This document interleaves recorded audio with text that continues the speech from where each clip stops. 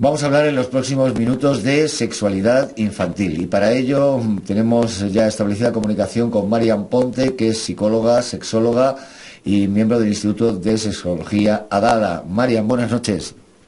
Hola, buenas noches. Vamos a ver, Marian, hablar de sexualidad y de infancia, pues parece así en principio que da un poco de repelús, ¿no? Porque la idea que se tiene es que un niño a esas edades no tiene sexualidad. Mira, lo que comentas es muy importante porque es un mito. La sexualidad y la relación con el cuerpo estamos desde que nacemos hasta que morimos, ¿no? Por ejemplo, cuando somos todavía fetos y bebés, muchas veces los niños tienen erecciones reflejas y también los recién nacidos. Las recién nacidas también tienen su erección de clítoris y lubricación vaginal, ¿no? Entonces, de forma natural, el cuerpo tiene actos reflejos que tienen que ver con las sensaciones físicas exteriores y que percibimos, ¿no? Entonces, por ejemplo, pues un cambio de pañales o el ser amamantado, es como que nuestro cerebro recibe esas sensaciones y lo que hace de alguna manera es verlo como placentero y activan esos reflejos.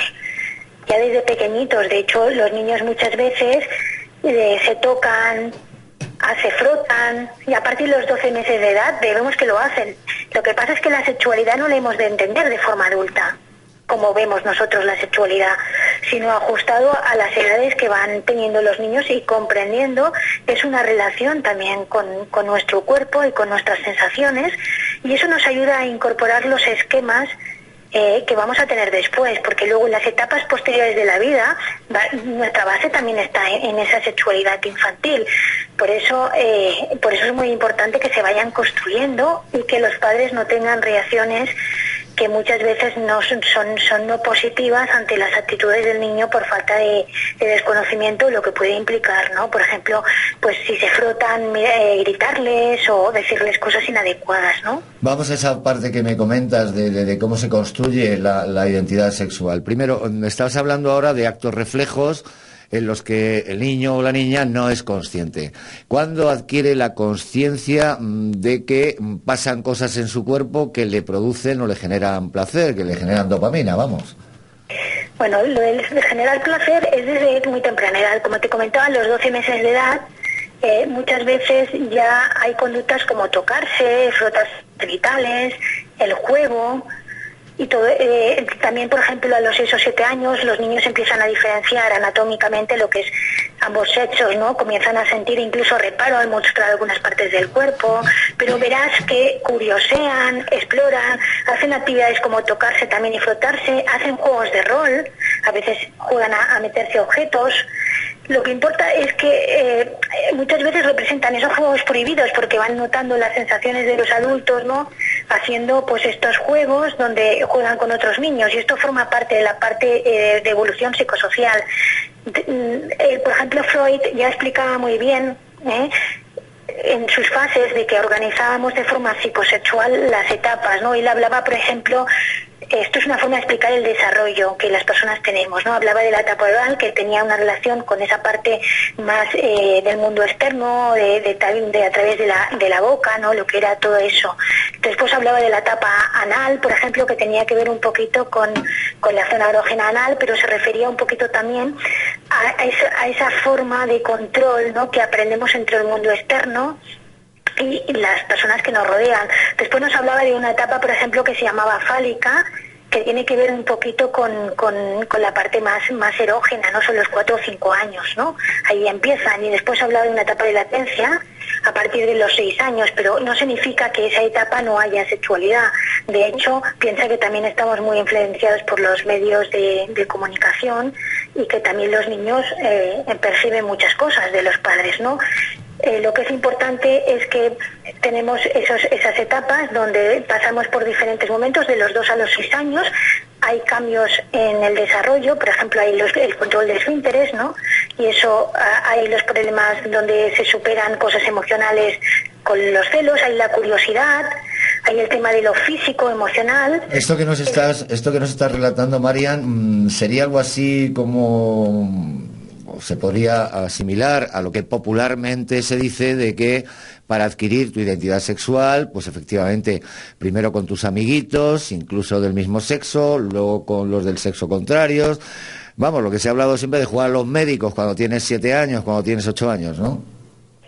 Sí, sí, hay muchos juegos de médicos, como te decía, los juegos de rol, que muchas veces se dan a esas edades de 6, 7 años, o mirarse, que son cosas muy normales, que ayudan a darse cuenta de que tú tienes algo que yo no tengo, o a imitar a los papás.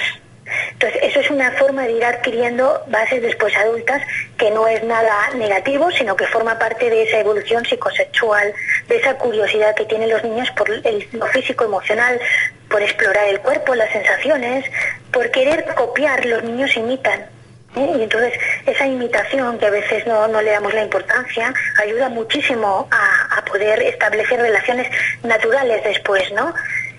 Es decir, con esto... Las autoexploratorias y estimulatorias que también pueden tener los niños pueden generar angustia a los padres y tener reacciones reprobatorias. A eso me refería.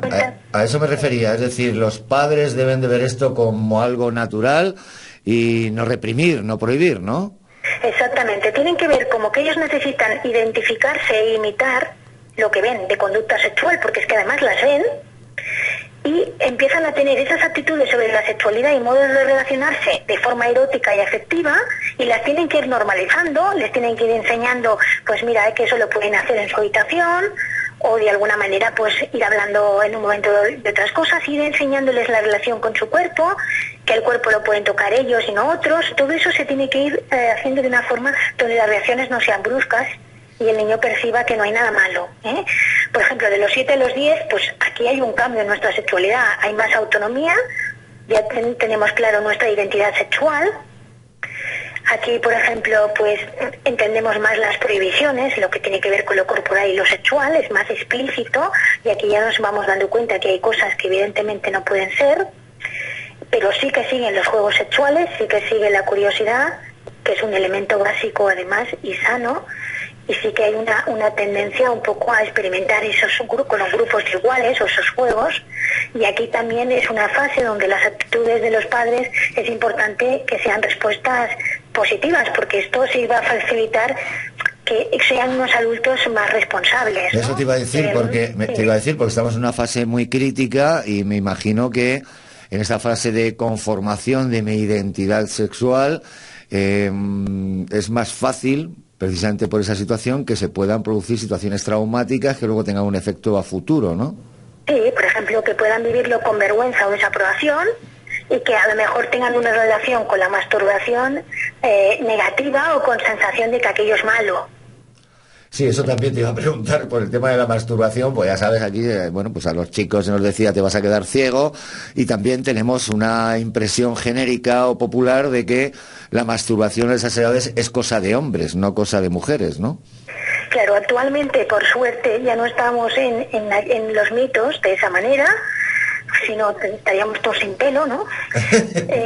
Sí, y la medicina, que tenía su modelo en la medicina, ese tipo de ideas, por suerte la medicina ha ido cambiando y ha ido mostrando que la masturbación no es un problema real, porque antes había, hace muchos años, la sensación de que los hombres perdían la fuerza y estaban como con muy poco color, y que tenía que ver un poco con la masturbación. Si ves fotos de la época, es bastante curioso, ¿no?, cómo se podía pensar de esa manera.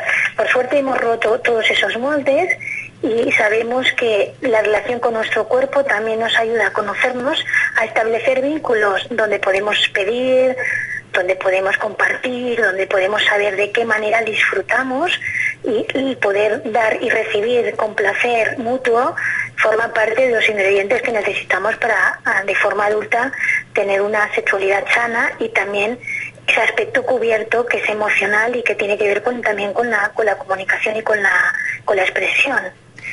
Pues muchas gracias, Marian, por estas explicaciones que nos das, y si te parece, a modo de resumen, podemos concluir que toda la sexualidad no arranca ya en edades de la adolescencia, como mucha gente puede pensar, sino que arranca desde la más tierna infancia, de manera inconsciente en un primer momento, de manera consciente en una segunda etapa, y que la identidad sexual se adquiere tocándose uno, viendo cómo son los demás, las diferencias que hay entre unos y otros sexos, y que todo eso entra o forma parte de la normalidad humana, ¿no?